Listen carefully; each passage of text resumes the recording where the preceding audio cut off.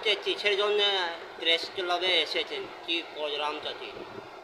এখানে বন্ধন পরিবহন সংস্থাগুলো যৌথভাবে আমাদের কিছু দাবি নিয়ে এখানে এসেছি এবং আপনাদের মাধ্যমে সরকারের দৃষ্টি আকর্ষণের জন্য। প্রথম কথা হচ্ছে আমরা যারা এই ইন্ট্রা স্টেট ট্রান্সপোর্টেশন সিস্টেমের মধ্যে রয়েছি, অর্থাৎ রাজ্যের অভ্যন্তরে পণ্য পরিবহন করি 200 থেকে 250 কিলোমিটারের মধ্যে, বিশেষ করে প্রান্তিক এলাকাগুলোতে, সেখানে আমাদের নিত্য প্রয়োজনীয় জিনিস, অত্যাবশ্যকীয় পণ্য সামগ্রী, জীবনদায়ী ওষুধ ইত্যাদি ইত্যাদি থাকে। জিএসটি আসার পর প্রতিদিন আমাদের এই গাড়িগুলোকে জিএসটি তাদের কাস্টডিতে নিয়ে যাচ্ছে এবং এক একটা গাড়িতে 15 দিন 20 দিন চেকিং অ্যাসেসমেন্ট করে জরিমানা ধার্য করতে সময় লেগে যাচ্ছে। তো আমরা এখানে জিএসটির যে নিয়মটা রয়েছে সেটা হচ্ছে জিএসটি আমাদের যে কোনো ট্রাককে ইন্টারসেপ্ট করতেই পারে, কিন্তু ইন্টারসেপ্ট করার সাথে সাথে জিএসটি ইনভয়েসগুলো স্ক্রুটিনি করার পর তারা কাস্টডি নিয়ে যাবে। এখানে এই কাজটা হচ্ছে না এবং এখানে যেটা হচ্ছে যে ফর্মে ওরা সিজ করছে গাড়িটা, সেখানে শুধুমাত্র ট্রাকের নাম্বার, ডেট এবং ড্রাইভারের সিগনেচার করে সেটা নিয়ে যাচ্ছে।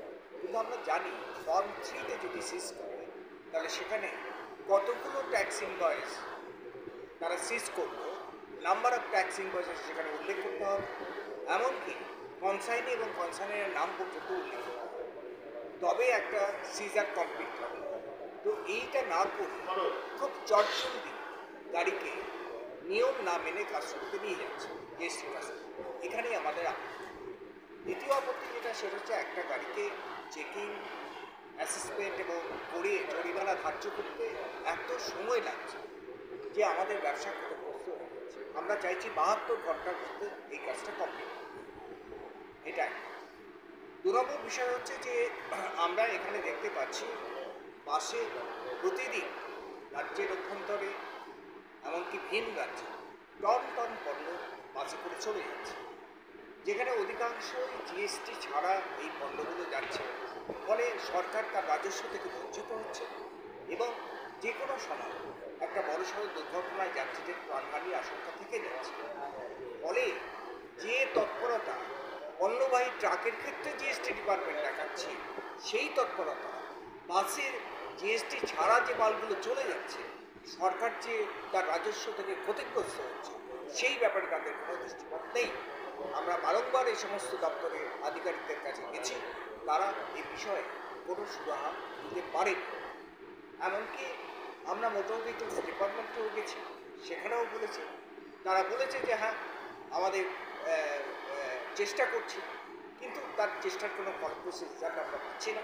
আমাদের ধারণা এদেরই মধ্যে একাংশের সঙ্গে একটা যোগসাজশ রয়েছে, তাদের মদতেই এই ধরনের অসাধু কাজগুলো তৈরি হচ্ছে এবং এর ফলে অসাধু ব্যবসায়ীর সংখ্যা বৃদ্ধিও ঘটে চলেছে। অবিলম্বে বাসে পণ্য পরিবহন বন্ধ করতে হবে, এটা আমার দাবি। মোটর ভেহিকলসের বিষয়টা নিয়ে যেটা আমাদের বক্তব্য সেটা হচ্ছে আমরা এক্সেল লোড বৃদ্ধির ফলে একটা উদাহরণ দিচ্ছি আপনাদের, 6 চাকার গাড়ি আমরা 19 টন 400 কেজি পর্যন্ত পণ্য সমেত ট্রাকের ওজনের বৈধতা পেয়েছি।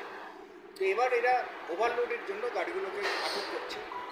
তো এখানে দেখা যাচ্ছে ওদের যে নিজস্ব কাটা আছে, যে কাটা সরকার প্রাইভেট সংস্থাকে মাসে 6 লক্ষ টাকা দিয়ে তাদেরকে বরাদ দিয়েছে, সেইখানের সঙ্গে বাইরের যে কাটার তার 2 থেকে 2.5 টনের একটা তারতম্য দেখা যাচ্ছে এবং ওখানে গিয়ে দেখা যাচ্ছে প্রায় 22 টন ওই কাটাতে। সেই গাড়ি যখন বাইরে এসে আমরা দেখতে পাচ্ছি 19 টন 100 কেজি, 19 টন 200 কেজি। ফলে একটা বাড়তি অন্যায়ভাবে এই টাকাটা ট্রাক মালিকের কাছ থেকে চলে যাচ্ছে। আচ্ছা, এটা কতদিন আপনাদের হচ্ছে এই কেসটা? আপনাদের কতদিন ধরে চলছে এটা জিএসটি থেকে আরম্ভ করে আপনাদের যে প্রবলেমগুলো, এটা কতদিন চলছে আপনারা এই করছেন? এটা দীর্ঘদিন ধরে চলছে, আমরা সহ্য করতে করতে করতে করতে দীর্ঘদিন ধরে চলছে, দীর্ঘদিন ধরেই চলছে। আমরা বিভিন্নভাবে তাদের ডিপার্টমেন্টে গেছি, ডেপুটেশন দিয়েছি, এগুলো চেষ্টা করেছি যাতে এর প্রতিকার হয়। সেই প্রতিকারগুলো এখনও পর্যন্ত পাইনি আমরা, তার ফলে আজকে আমরা প্রেস কনফারেন্সের মাধ্যমে এটা জানাতে চাইছি। আপনার নামটা? বিলয় গোস্বামী।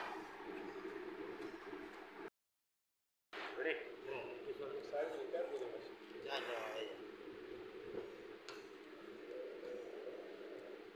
দীর্ঘদিন যাবৎ আপনাদের একটা প্রবলেম চলছে, কিন্তু আপনারা আইনের পথে যাচ্ছেন, আইন কোনো আপনাদের কাজ করছে না, কিন্তু আপনারা আন্দোলনের পথে যাচ্ছেন না কেন, কিংবা রাজপথে আপনাদের দেখা যাচ্ছে না কেন? দেখুন, একটা যে কোনো আন্দোলন করার একটা প্রক্রিয়া আছে। আগে আওয়াজটা তুলতে হবে জোরদারভাবে, এবং সরকার বাহাদুরের কাছে আওয়াজটা পৌঁছে দিতে হবে, রিলেটেড কনসার্নগুলোর কাছে পৌঁছে দিতে হবে। তার জন্য বেস্ট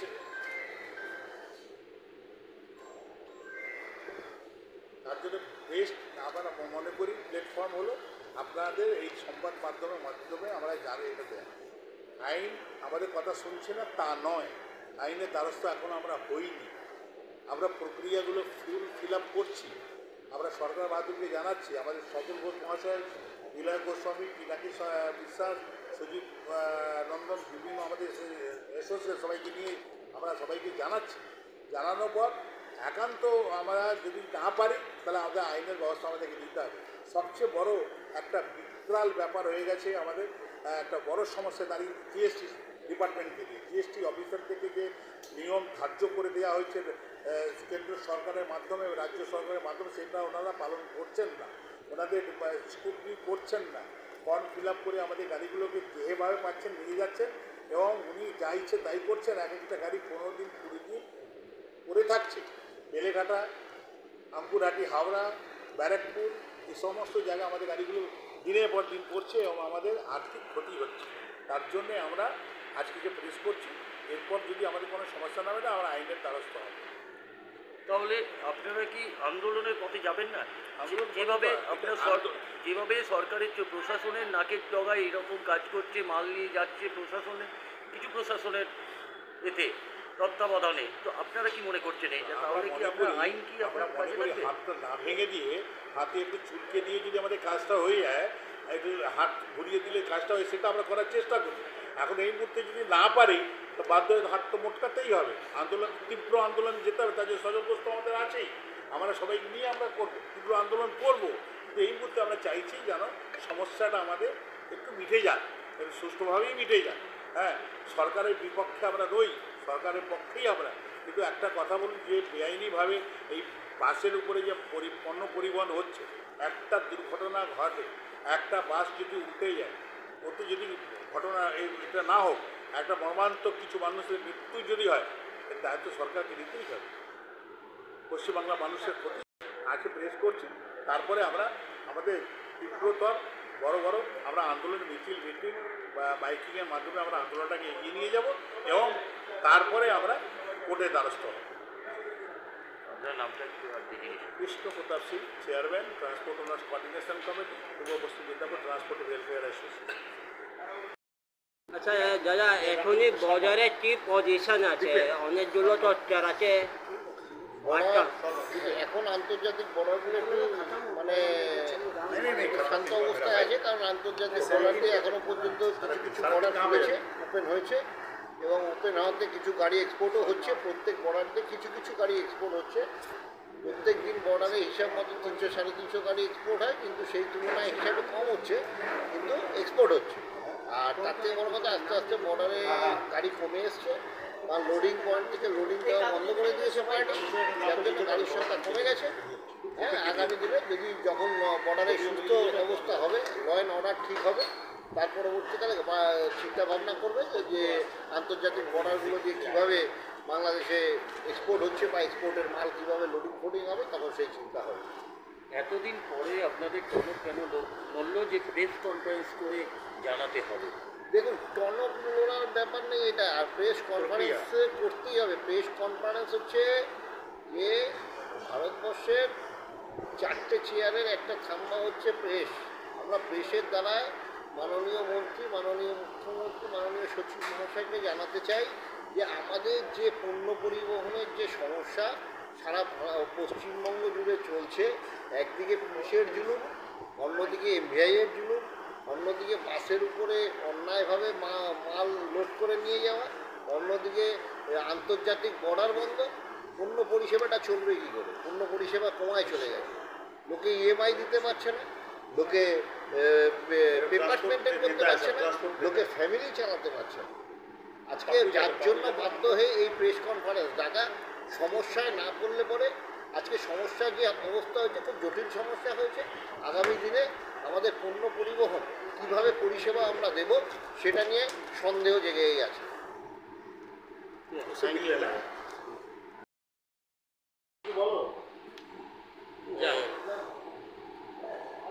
এতদিন পর হঠাৎ করে আজকে কেন আপনাদের মনে পড়লো যে এই প্রেস কনফারেন্সটা করার জন্য? দেখুন, এর আগে আমরা পরিবহন মন্ত্রীর সঙ্গে, জিএসটি কমিশনারের সঙ্গে, সবাই সঙ্গে আমরা আলোচনা করেছি এইসব ব্যাপারে, যে আমাদের প্রতি দুর্ব্যবহার হচ্ছে, যে গাড়ি আটক করছেন, কোনো গাড়ি ধরলে 14 থেকে 15 দিন লাগাচ্ছেন, চালান কোনো রাস্তায় সে করছেন না, গাড়ি আগে ধরছেন ধুলাগড়ে, সেখান থেকে গাড়ি ধরে নিয়ে ব্যারাকপুর চলে যাচ্ছেন। এইসব প্রতিবাদ করা সত্ত্বেও কেউ কর্ণপাত করে। আজকে এই প্রতিবাদটা আপনাদের মাধ্যমে করার জন্য আজকে হিসাবে আমরা উপস্থিত হয়েছি। আমাদের দাবি সরকারের নিকট অবিলম্বে ট্রান্সপোর্ট ব্যবসাটাকে যেন সরকার রক্ষা করে। পুলিশি জীবন যেটা করছে এখন, সেটা যেন হয়রানির পুলিশি জীবনটা এবং হয়রানিটা বন্ধ করুন, এবং বাসে যে পণ্য পরিবহন হচ্ছে সেটাও বন্ধ করুন। আপনাদের যখন এত কিছু প্রবলেম, তাহলে আপনাদেরকে রাজপথে দেখা যাচ্ছে না কেন? আপনারা আন্দোলন করছেন না কেন? কারণটা কি আপনাদের? আমরা আগে মিনিস্টারের সঙ্গে, কমার্শিয়াল ডাইরেক্টরের সঙ্গে সব কথা বলেছি।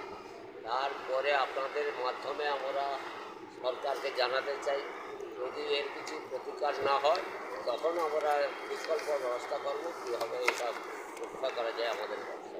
আচ্ছা দাদা, আপনার নামটা? আমার নাম গৌরপ্রসাদ মাইতি, সভাপতি ও পশ্চিম মিদনাপুর ট্রান্সপোর্ট ওয়েলফেয়ার অ্যাসোসিয়েশন।